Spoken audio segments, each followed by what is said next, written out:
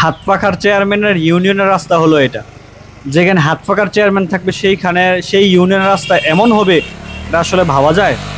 অবশ্যই ভাই ভাবা যায়, কারণ স্বাধীনতার 53 বছরে কিন্তু এই যে রাস্তাটা দেখতেছেন, এই রাস্তা কিন্তু আর তৈরি হয় নাই। এটা হলো নরসিংদীর অন্তর্গত মহিষাসুরা ইউনিয়ন, হাতপাখার চেয়ারম্যানের ইউনিয়ন এটা। কারণ স্বাধীনতার 53 বছরে যে রাস্তা হয় নাই, সেই রাস্তা হাতপাখার চেয়ারম্যান কেবলমাত্র 2 বছর হয়েছে। তো সেই রাস্তা কিভাবে হবে?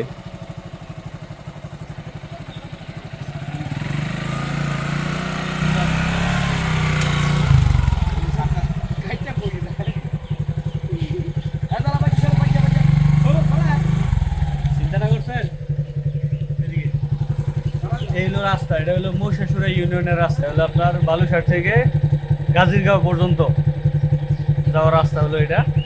আর একটু বৃষ্টি হলে কি হয় আপনারা দেখলেন, যে আমি একটা বাইক নিয়ে আসবো, এই ক্যাপাসিটি নেই। 2025 সালে আসার পরেও যদি মানে এমন রাস্তাঘাটে বেহাল দশা হয়, তাহলে কিছু বলার নেই। তবে চেয়ারম্যান সাহেব এটা উদ্যোগ নিয়েছে, এই রাস্তাটা অতি দ্রুত করে দিবে গ্রামবাসীকে। চেয়ারম্যানরা তারা লোকজন নিয়ে আসতেছে, দেখা যে ওনারা আসতেছে এটা পরিদর্শন করার জন্য, ওরা আসতেছে এটা পরিদর্শন করার জন্য। তো ইনশাল্লাহ অতি শীঘ্র হয়ে যাবে। আমার যে অবস্থা ভাইয়ের, শুধু আমার না, এই গ্রামবাসী এদিকে অনেকেরই এটা নিয়ে কষ্ট হয়।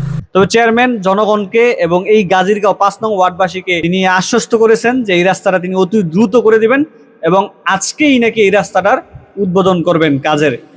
তো ইনশাল্লাহ আমরা সে অপেক্ষায় আছি, এবং আমরা চাই হাতপাখার চেয়ারম্যান যেমন সুনামের সাথে সারা বাংলাদেশে আলোড়ন সৃষ্টি করেছে, ঠিক তেমনি মুফতি কাউসার আহমদ ভূঁইয়া রাষ্ট্রীয় কাজে, রাস্তাঘাট উন্নয়নের কাজে, জনগণের কল্যাণমূলক কাজে তিনি সহযোগিতা করে সারা বাংলাদেশে আবার আলোড়ন সৃষ্টি করবেন, যে হাতপাখার চেয়ারম্যান হলো বাংলাদেশের শ্রেষ্ঠ চেয়ারম্যান,